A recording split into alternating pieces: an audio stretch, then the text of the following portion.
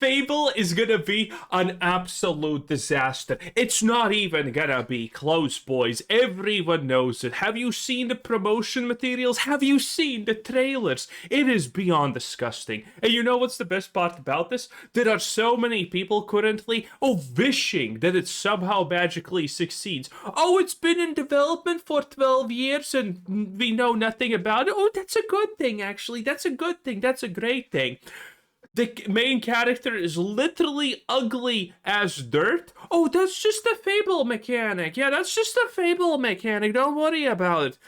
Black Giant that is body captured by one of the most obnoxious, woke, virtue signaling political slanderers ever. Oh, it's cooked. Fable is gonna be the worst thing since non-sliced bread. It is completely over. Anyone who thinks otherwise, you are coping out of your mind, okay? There is no other way to put it. And there's so many people coping about this. It is insane, okay? The whole British people love only two things in life, it seems like. RuneScape and Fable. So, there's gonna be a lot of disappointed Brits. Personally, if I was British, I would be disappointed by default. I mean, you don't even have a country anymore, but that's a different topic. A legacy franchise and financial risk for Microsoft and Xbox Game Studios. The fantasy RPG Fable is returning, and the world's biggest publisher. Returning. Upgraded for modern. Well, actually, it's probably in... It probably always was for modern audiences. One of the big things about Fable, by the way, that no one mentions, is the fact that Fable was conceived and actually gotten most of its development during Microsoft's biggest the biggest years of Microsoft being woke. When they released just unapologetically woke after DEI-riddled games, and all of them failed. And Fable was not cut still. They did this pruning where they got rid of a lot of those woke titles because they understood, wait a minute, this is going to lose us money. But Fable has not been pruned. There is no way this game is going to succeed. Is having a hard time getting it off the ground. Oh, what a horrible intro. Fable game. And with a card and a Connect game, the franchise has a long road ahead for returning fans to Albion. Press the like button, by the way, right now. It helps out and I appreciate it. Takes less than a second. Thank you. The Fable franchise started in 2004 as a big fantasy RPG set in this quirky, cheeky world of Albion. Each game moved the timeline of Albion forward from medieval times all the way to the industrial era. Fable is the brainchild of Peter Molyneux's brilliant British game development under one of Microsoft's few studios at the time, Lionhead. Fable promised dynamic character building, living and breathing settlements, and a story arc that finds you as a hero or a villain, choices that shape the world around you. But we can no longer be villains in games, by the way. Remember that all of the bad choices in games nowadays are not even bad choices. They're like, oh, you just decided to not be an ally, and that's kind of bad, but we're gonna let it slide this time. That's what bad choices now in games are. You cannot truly be evil in any of these games if they're being completely real. There's no such thing as a bad ending. The Fable franchise peaked in 2008 with Fable 2, and with Fable 3 in 2010, critically panned and failing to meet sales metrics or please hardcore fans of the franchise. But Microsoft and Lionhead Studios did not give up. At the end of the Xbox 360 generation, Lionhead prepared an ambitious follow-up to Fable 3. Microsoft had other plans, and Lionhead's proposal to create Fable 4 for the Xbox One, called Project Opal, was a sequel starring Jack the Ripper as a Balverine, which is Fable's version of a werewolf. This was turned down by Microsoft in favor of a games-as-a-service title, due likely Microsoft saved us actually a lot of useless cringe. To the new popular multiplayer games like League of Legends, and Microsoft was pursuing residual revenue streams to match the Halo franchise. Ah, yes. I love when line go up became gaming's biggest thing. Honestly, we don't talk about this nearly enough. We should. Line go up is the mentality that completely has destroyed gaming. Like, gaming has received so much negative downwards momentum because of just the line go up concept and the fact that these companies saw the writing on the wall and understood, wait a minute, line must go up by 1%, you're telling me? Well, how about we make everything into the live service slop and get some pay pigs to just, chip in. And it worked. It worked for a while. And you know what's to blame for that? World of Warcraft. It's literally World of Warcraft's fault, by the way, for being so successful. At least classic. Because Microsoft told Lionhead that single-player story narrative-based games were on their way out. Microsoft gave Lionhead Studios an ultimatum to either adapt to a live service Fable game or close the studio. So Lionhead went to work in 2012 on an asymmetrical multiplayer game, Fable Legends, an incredible environmental rendering in-engine and next-generation graphics showcase, Was it? Fable Legends game in development. Although most gameplay is captured at low pre-HD stream quality, Fable Legends was one of the best looking and most impressive visual showcases in the series. We get in, we get out, swift and smooth. Couldn't see it. All right, boys and girls, this is where it gets serious. This looks... I mean, this looks more cringe than game. I'll be taking this. You like ice with that? You got me.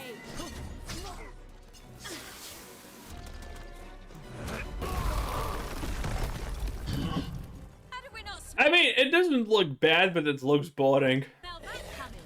Watch yourselves! Olga!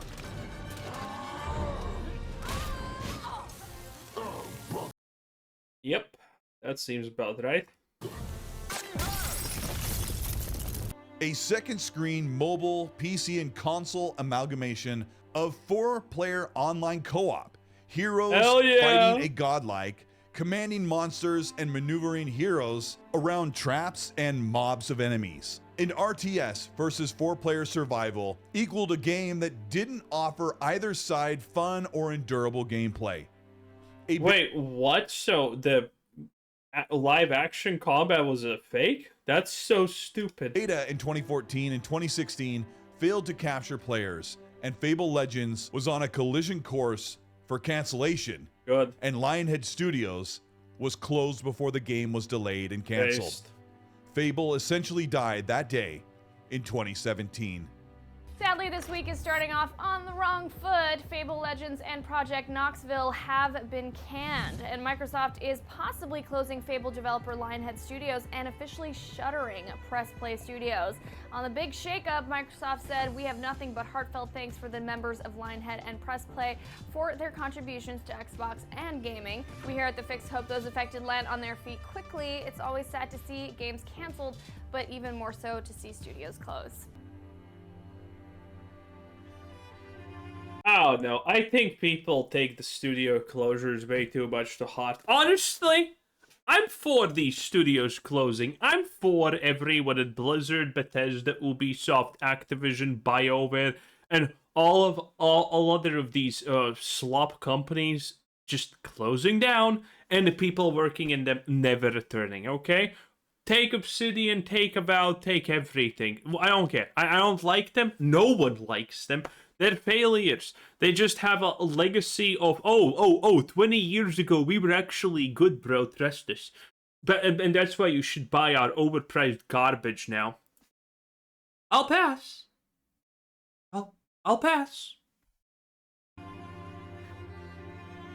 Then, 6 months later, Microsoft and Xbox bought Playground Games, a studio that made Forza Horizon, the most successful and highest rated franchise exclusive to the Xbox platform. Yes, by the way, Fable is being made by a sports car game. I mean, honestly, better than Obsidian. Playground Games had made 4 Forza games under their belt and had reportedly been working on an unnamed fantasy RPG during the acquisition to Xbox Game Studios. Microsoft saw this as a perfect opportunity to, one, right the wrong of closing Lionhead Studios and killing the Fable franchise. Like, this is made up. No one at Microsoft even remotely considered righting any kind of wrong about Lion Studios or whatever it's called, okay? No one thought like that. Franchise for nearly a decade. And two, betting on a sure thing, which would become a Microsoft staple in the present day. Back in In the present day. What are we even honestly talking about? Microsoft staple in the present day? Microsoft has no bangers nowadays. Like, name me the last super hype Microsoft game. It doesn't exist. Everything that Microsoft has done for the past 2 decades has been pretty much garbage exclusively. Microsoft's best games are not even Microsoft's. They're Microsoft doing deals with companies that they don't own, like Clair Obscur Expedition 33 being put on their Game Pass. That's Microsoft's best games. That's it. Pretty unimpressive, I'm not gonna lie. There's a reason there's the meme about Xbox not having games. There's a reason why now, literally now, I'm talking about in the past 2 weeks, Microsoft announced that, oh, we're leaders in the game market because everyone games on the Microsoft OS system. Windows. Well, we wouldn't if we could, would we? Okay, we wouldn't. And, I mean, even that's gonna go down slowly because as the Steam OS becomes, well, better and more common, I mean, it's gonna win out. Okay, listen. Anything... I mean, do you want me to rant about fucking Windows? Okay, so I press the Windows bot, and then I type in something that I want to search in my computer, a program, you know, and sometimes it fucking opens Microsoft Edge to find the thing that I'm talking about. It's like, fuck me, I hate this. I hate this so much. Stop. Okay. Anything, literally any service that doesn't push garbage AI and actually has a functional search menu at this point is gonna win over Microsoft. That's just the thing. But we don't have anything that's popular enough and people know works good enough. 2019, it was heavily rumored and reported by insiders that Xbox was reviving Fable, and what followed was a massive teaser trailer in 2020 for a Fable reboot. Show the all teaser in next trailer. generation graphics for Xbox Series consoles and PC, with no in-engine rendering. Was this the trailer? No, it wasn't. And a long wait of 6 years with no release date. In 2019, Xbox had established a dedicated Fable or RPG studio. Wait, what was the magic card said that they had here? 2019. It was, I don't know what this is, it's garbage. What the fuck they are playing, Jesus Christ. Xbox had established a dedicated... I don't want developers that play Magic. If you're playing Magic, you're objectively playing a really bad game. Fable or RPG studio in the UK. And before someone doesn't know that my main channel is a Magic the Gathering channel, technically.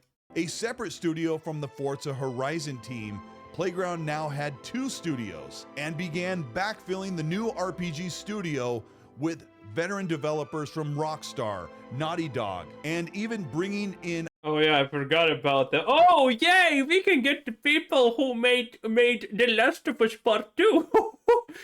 that surely is gonna entice gamers to love it. Oh yes. Eidos Montreal to co-develop... Oh, Montreal, say less, King. ...the next Fable game. Playground hired Anne McGill, a former developer from Remedy... Oh, Jesus Christ. Remedy Entertainment, a lead narrative writer for Fable, who's also working on Cyberpunk 2. Even though this Fable game had been in concept... Cyberpunk 2 is also screwed. As early as 2018, it was reported by March 2023 that the game was in early stages of full production. And by 2024, we had seen a combined total of 45 seconds of actual in-engine in-game I don't believe this is in-engine, in-game anything, okay? These companies lie about this shit so much. combat. Even though all of the footage we've seen was in-engine renderings of cinematics and beauty shots of slow walking, the gameplay When was the last time you saw this many NPCs on screen and this much stuff happening and was real? Watch Dogs? I don't know, pick one. This doesn't happen. walking, the gameplay and the gameplay mechanic and loop for Fable is still a mystery. Fable has been in the works for 8 years. I thought it was 12. Whatever. With that full production, Wait, I think it... No, this is not true. I think it has been longer. There's no way. Fable has been in the oven for 12 years or something like that. Because there was this fancy schmancy stuff that happened at the start, and I think he's not counting it, which was still technically development. being 3 years. But anyway, whatever he said, 8, 9, 7 years, that's still way too much. That just means it's gonna be garbage. And the head of studios, Craig Duncan, announced that Fable was delaying from its 2025 target to 2026. Except this announcement was way back at the beginning of 2025, which means Playground Games didn't feel confident they could make I still think, by the way, they can can the Fable game. I still think that's a possibility. a target of 9 months. And it's very likely Fable is hoping to land By the way, I think there's a reason why no faces are being shown here. in the window of late 2026 amidst a packed Xbox schedule with Gears E-Day and the Halo Campaign Evolved game coming in October and November respectively. Xbox has previously stated that the development of Fable is prioritizing polish over speed, a hallmark that Xbox studios do not normally adhere to, rushing games even after delays, missing features, or failing to live up to competitors' quality and reviews. In 2025, Turn 10 Studios, the team behind Forza Motorsport, was set to co-develop the next Forza Horizon game, with some of the team members being spilled over to work on Fable. The other problem is that the game engine itself, Fable, is being built in Forza Tech Engine, a game engine that powers I did not know this. I mean, no, it just gets worse and worse for Fable, doesn't it? This is hilarious. And I'm sure there's going to be people in the comments saying, oh no, this actually all looks really good. Trust me, bro, it's actually all really good. You don't understand. You don't understand game development. It's really good if you think about it. I'm sure there's going to be so many people like that. Oh, my lord. Forza Motorsport and Forza Horizon, which can facilitate large-scale worlds with photorealistic landscapes but very light RPG mechanics. One of the major advantages of the Forza Tech Engine is Playground's previous work in 2018 for Bro, what kind of advantages can you have in an engine that was designed for racing games to make an open world ARPG? Well, like, what the hell are we even talking about here? Forza Horizon 4 is If this comes out, there's gonna be some guy who goes into the code and figures out every time you swing a sword, it's actually like a car collision thing happening, and that's how it calculates damage or impact. It's gonna be the worst thing ever. being reported that Fable will have changing seasons and dynamic weather, which created very Whoa. convincing results in Forza several years ago. Whoa! The ability to change the world on the fly also lends to a rumor Whoa. that Fable will span several eras. Could it be possible that we play as more than one character across a spanning timeline in Fable? Oh god, that just keeps sounding worse and worse. Everything here sounds horrible, I'm not gonna lie. Anyway, that was Colt Eastwood. 10 out of 10. Bye.